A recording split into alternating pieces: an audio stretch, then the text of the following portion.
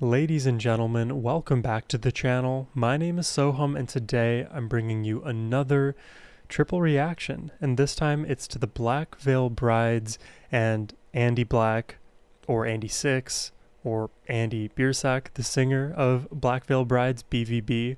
I don't know how many names this man goes by, but I'm excited to be listening to this today because I actually, in my past, used to listen to, I wouldn't say a lot of Black Veil Brides, but there were a select few songs of theirs that I listened to non-stop because I wanted to learn the guitar riffs, and I'm pretty sure one of the songs was Never Give Up or Don't Give In or Never Give In, something to that effect. And in that song, there is a opening kind of sweep pick riff that for a summer I tried to learn to like build up to tempo and speed, and I think eventually I was able to do it, and since then it's been so many years now that I've actually listened to Black Veil Brides, it almost feels like I'm starting anew. So today we're going to be checking out 3 different pieces of content from that world. We're going to start with the song Bleeders by BVB, then jump into an Andy Black interview, and then end the reaction off with an Andy Black solo project song called We Don't Have to Dance. I'm super excited to be jumping back into this world today.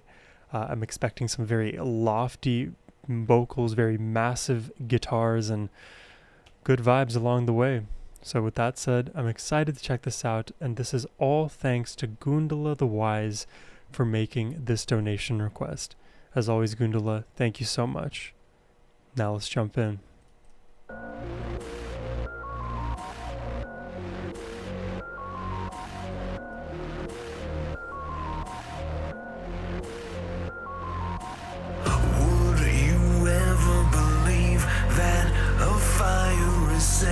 Each time I try to sleep with all the beautiful friends that you always depend to stay. This has pop-off potential. Do you hear it? Do you feel it? They want you there to save a life, but only if you're dressed in what they like. Oh.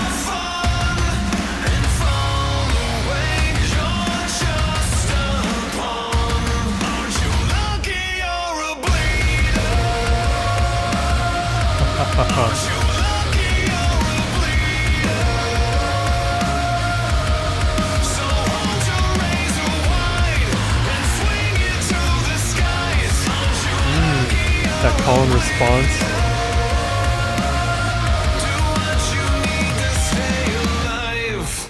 Dude, Andy's voice, I was trying to think of a way to characterize it even before the reaction, and I'm glad the thought just occurred to me, but his voice is so bold, right? When he talks, you feel it. When he sings, you feel it. And he moves slowly, very deliberately, and he kind of simmers in that melodic thickness, which to me always signals like, man, there's something on the horizon. There's something about to happen. The song is about to explode or pop off in any number of potential ways because of just how bold his vocal delivery is.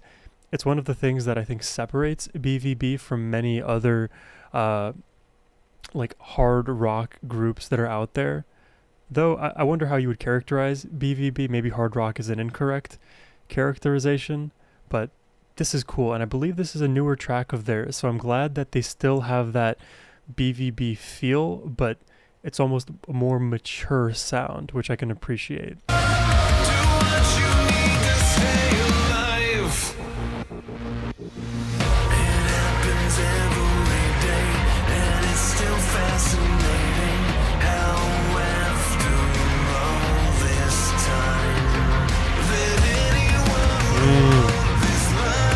You hear the heaviness in those riffs.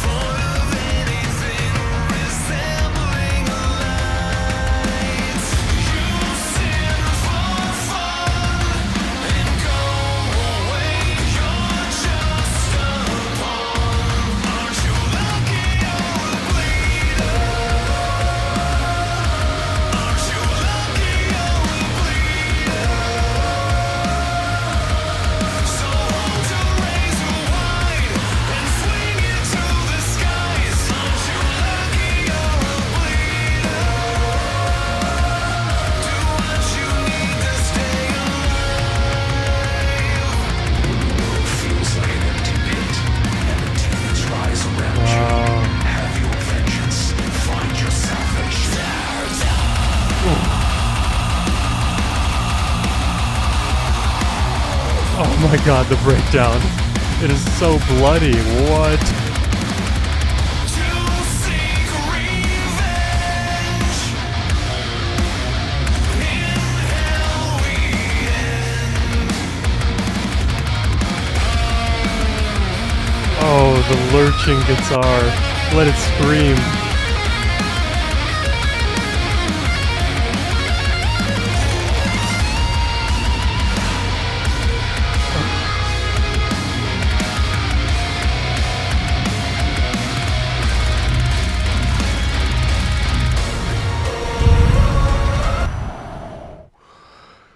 Oh my god, chills through my body. Did you hear that? I mean, of course you heard that kick drum going crazy. And see, I'm so glad that I'm listening to more BVB now, because I'm literally now being brought back all the way to that fateful summer where I was trying to learn that song and all of those sweeps, because you're getting some of the sweeps here again. Now, I'm not sure if this is the same guitarist of old that I was accustomed to, but so much of what drew me into them initially is what I'm hearing here.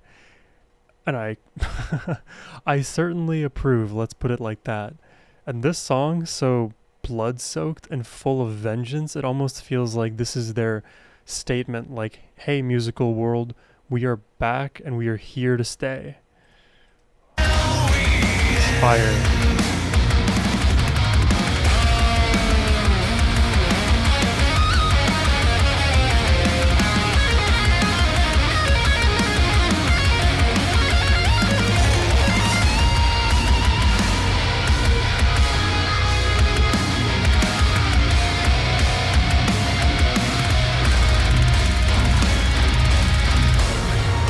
Oh, that is filthy.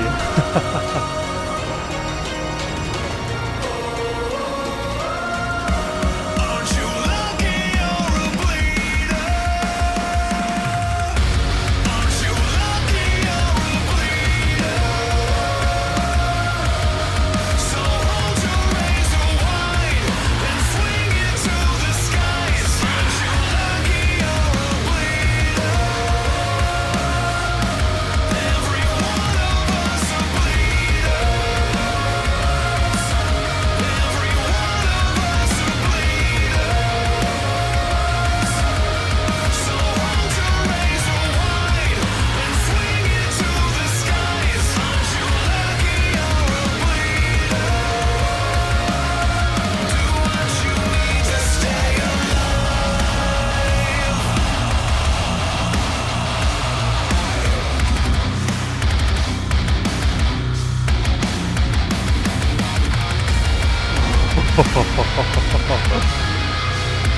Oh my god. They have a trap door for that.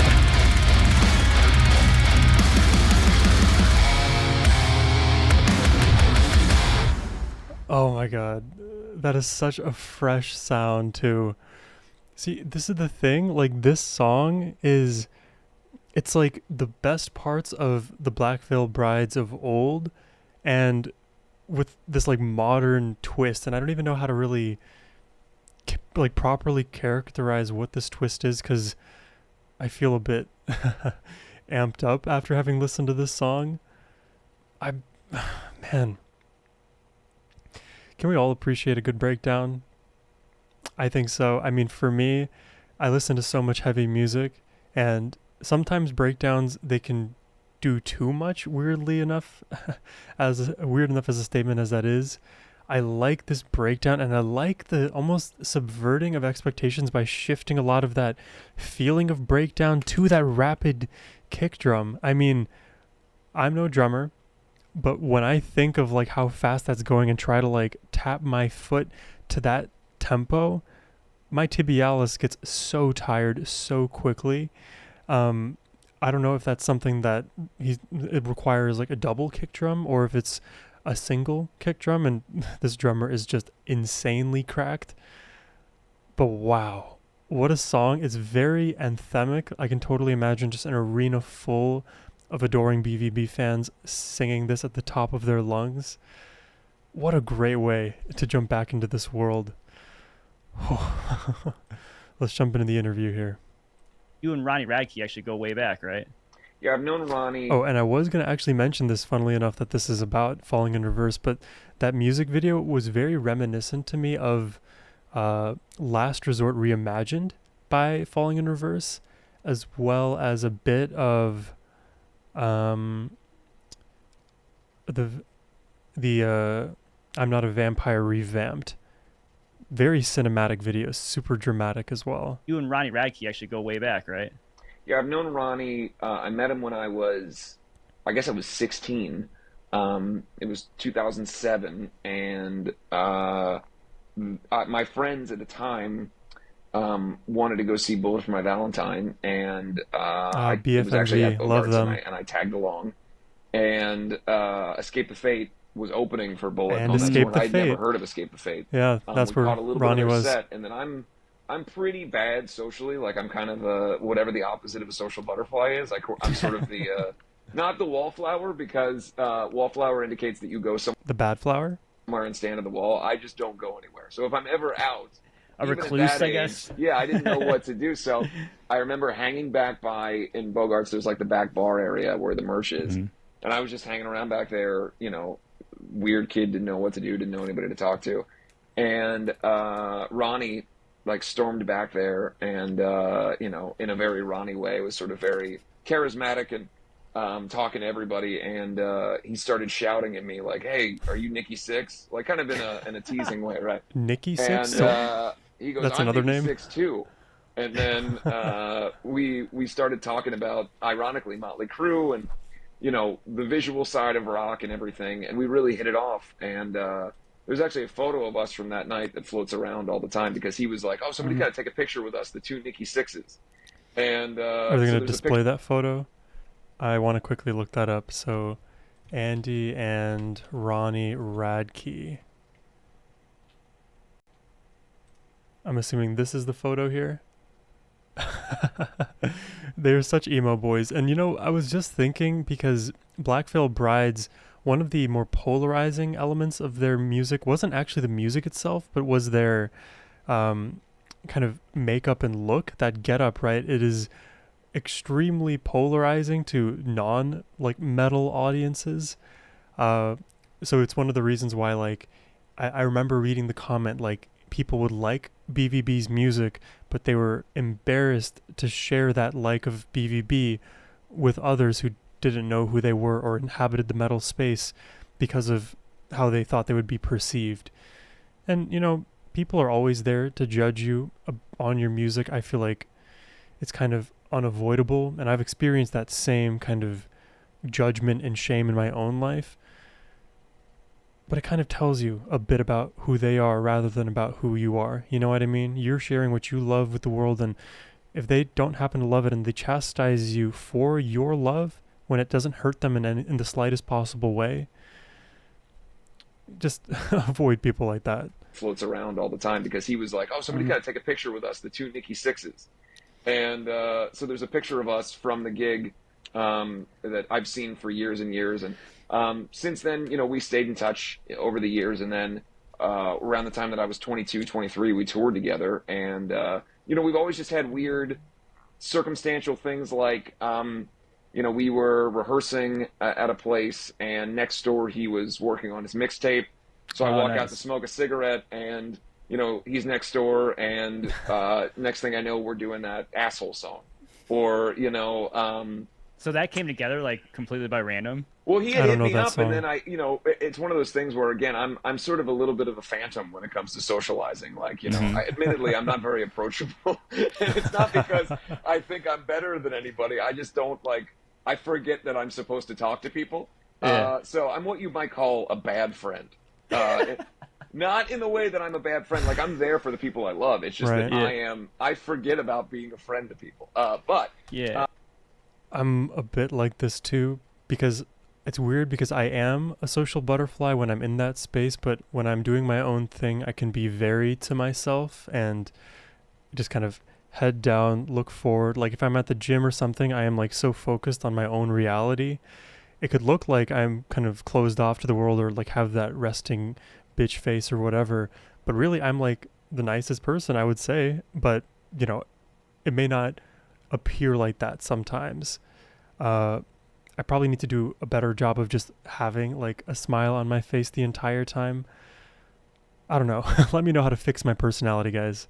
I forget about being a friend to people. But Yeah, maybe you just like so disassociate or something. Maybe that's yeah, what it I'm is. just so busy like buying action figures and drawing and making Oh, yeah. costumes and sitting in my room. The only person in the whole world that I love, or that I love, that I remember to talk to every day is my wife, because like that's my number one. But Yeah. if you fall under that category, it's very hard for me to remember to talk to people. But again, that's my fault.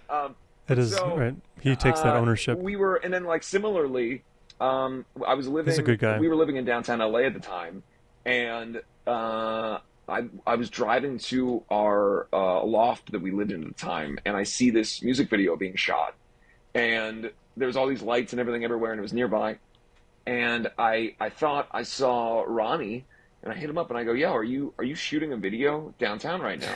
He's like, "Yeah," and I go, "You're literally like right across the street from where I live." He's like, "Oh, wow. come be in the video." So then I'm in the Bad Girls Club video. Bad I Girls was Club, literally okay. just wearing the clothes that I was wearing driving home, just walked up, didn't know the song. So people ask me all the time, I'll have to like, check why are this you in the out. Bad Girls Club video? And there is no answer other than I lived where they were filming it. And was I just just there. came down. Yeah.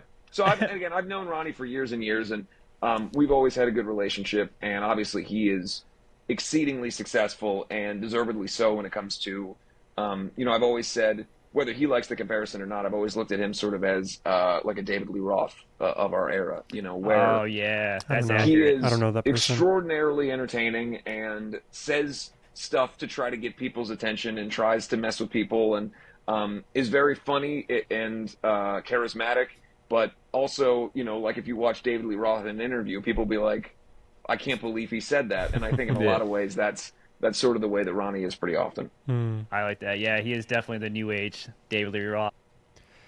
Yeah, it's interesting to hear him mention that because, I think Ronnie himself would admit to being a very polarizing individual, which I think it really depends on who you are and what your own personality type is like, but there's nothing wrong with being polarizing because you're just being your authentic self and putting your real views out there, your opinions, and if you are emotional, that's going to be out there too, and you're doing so in a very real way.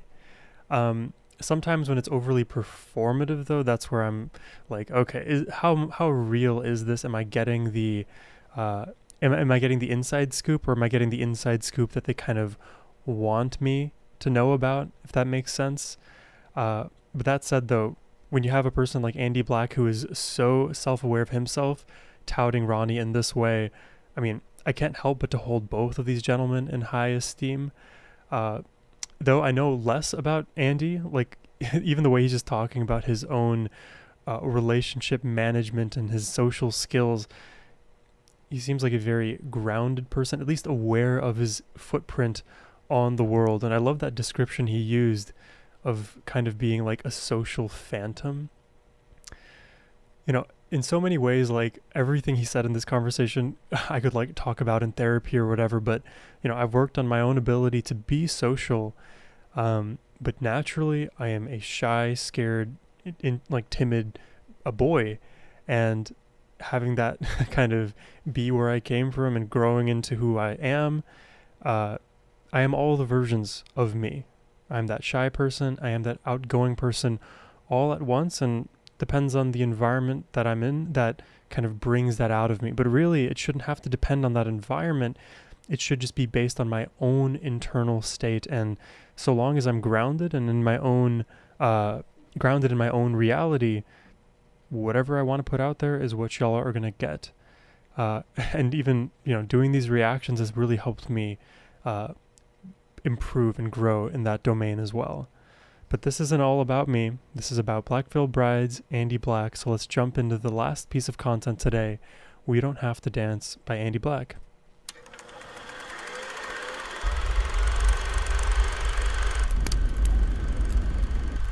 Very black goldfish.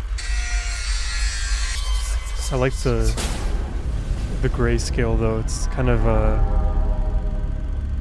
cool aesthetic.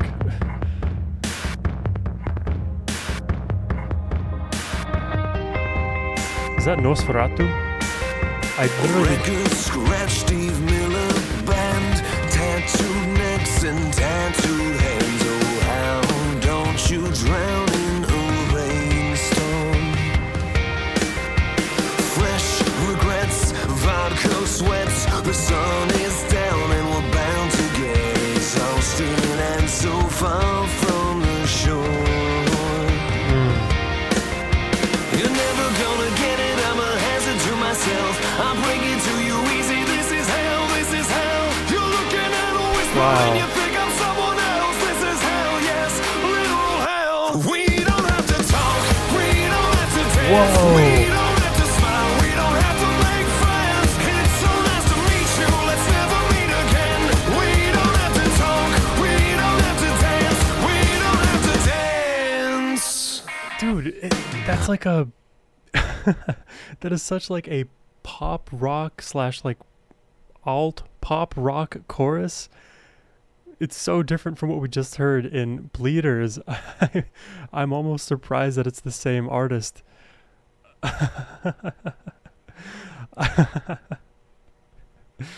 Oh man, that just makes me happy. Wow, and his rich voice in that like bouncy pop feel in that chorus, it is such a cool edge that only a singer like Andy could have relative to all the other, pop singers that may be out there. Let's never meet again. We don't have to talk. We don't have to dance. We don't have to dance. Very danceable. Bottle smash. I raise my hand. How can you all even standing? Why is there joy in this poison? Faking smiles and confidence, driving miles to capture this excitement. I can't take anymore. Oh, you're never gonna get it. I'm a hazard to myself. I'll break it to you easy. This is hell. This is hell. You're looking at a whisper and you think I'm someone else. This is hell. Yes, I am in hell. We don't have to talk. We don't have to dance. We don't have to smile. We don't have to make friends. It's so nice to meet you. Let's never meet again. We don't have to talk. We don't have to dance. We don't have to dance. Yeah, yeah, yeah, yeah. Oh, nice.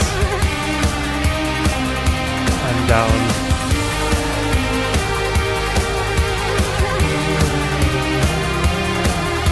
You're never gonna get it, I'm a hazard to myself. I'll break it to you easy, this is hell, this is hell. You're looking at a whisper and you think I'm someone else. This is hell, yes, literal hell. Wow. We don't have to talk, we don't have to dance. We don't have to smile, we don't have to make friends. It's so nice to meet you, let's never meet again. We don't have to talk, we don't have to dance. We don't have to dance.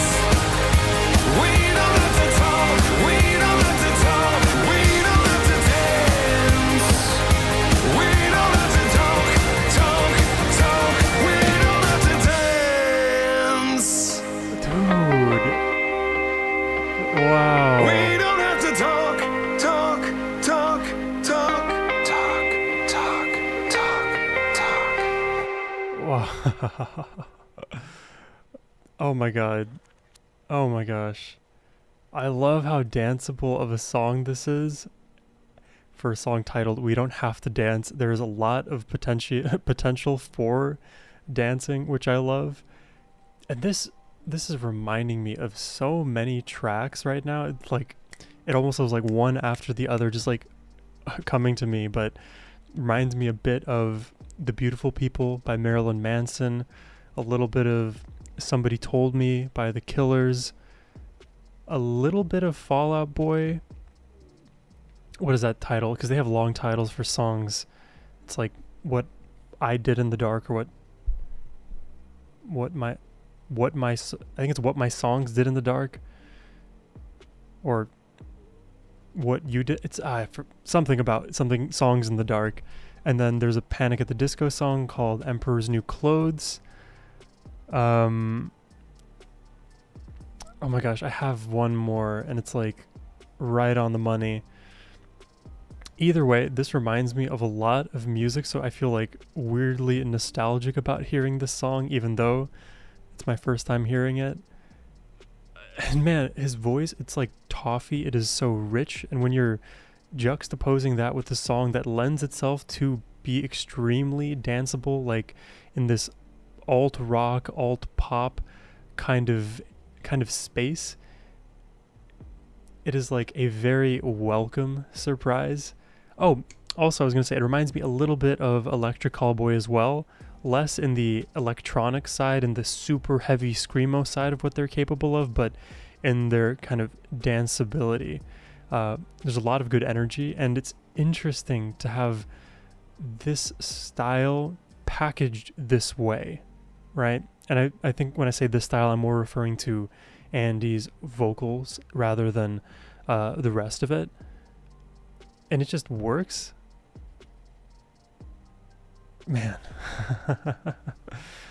I like it. I like this a lot. Thank you very much, Gundala, for this request today. And it really just feels like a sort of flashback to a time that I had, but I'm now like filling in more of the musical gaps that I've had. I really wish there was a way to like mental map / mentally model my mental library of musical knowledge, to see like almost like a video game when you have like unlocks to achieve, like what do I have yet to unlock or level up again, because I don't know, gamification I guess works on me. So if I had like a very good visual of all of the artists that I've ever listened to, and you know, saw my experience with each and every single one of them in a robust way, almost like if you were like a video game character in the game of life and God has all of your stats. Can you give me access? Anyways, this was amazing. I hope y'all enjoyed the reaction today. If you did and would like to request more Black Veil Brides, Andy Black, or really anything else for that matter, you can do so by clicking the first link down below. But as always, my friends, have a wonderful rest of your day. Take care and peace.